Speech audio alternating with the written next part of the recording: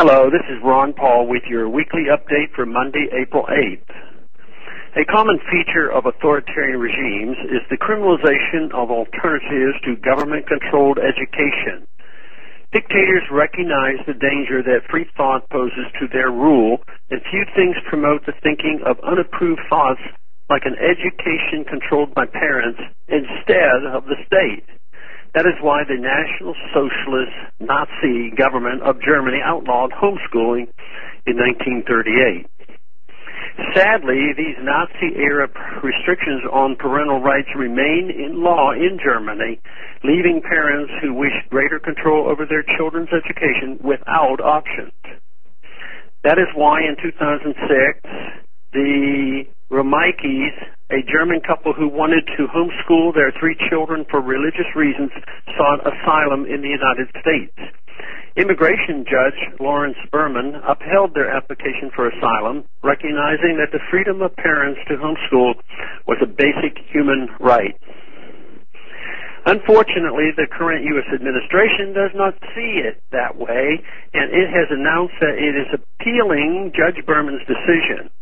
If the administration is successful, the Romeikes could be sent back to Germany, where they will be forced to send their children to schools whose teachings violate their religious beliefs. If they refuse, they face huge fines, jail time, or even the loss of custody of their children. The administration's appeal claims that the federal government has the constitutional authority to ban homeschooling in all 50 states. The truth is, the Constitution gives the federal government no power to control any aspect of education.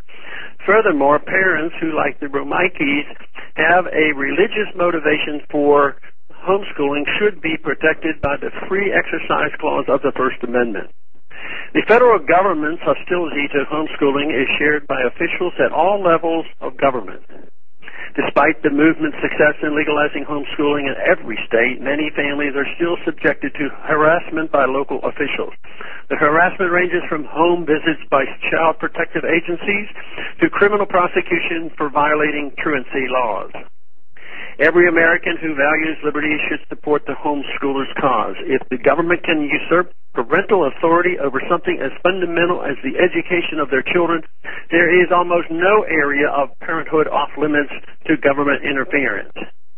Homeschooling has proven to be an effective means of education. We are all familiar with the remarkable academic achievements, including in national spelling bees and other competitions by homeschooled children.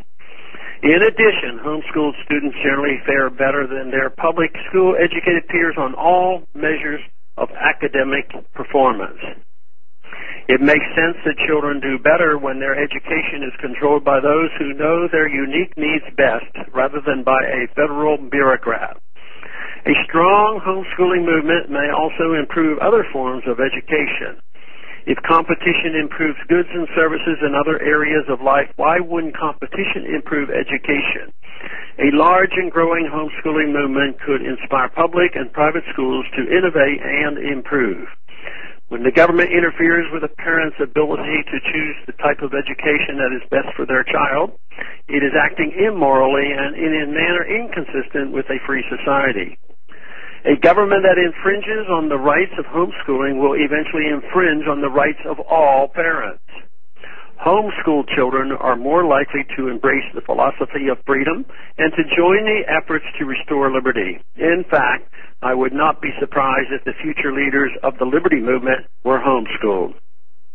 I believe so strongly in the homeschooling movement that I have just announced my own curriculum for homeschooling families. Please visit this revolutionary new project at www.ronpaulcurriculum.com. That's ronpaulcurriculum.com. Thanks for calling this update. A new update is placed on this number, 888-322-1414 every Sunday. The written text can be found on my free foundation website at www.the-free-foundation.org. and on my Facebook page. Thanks for calling.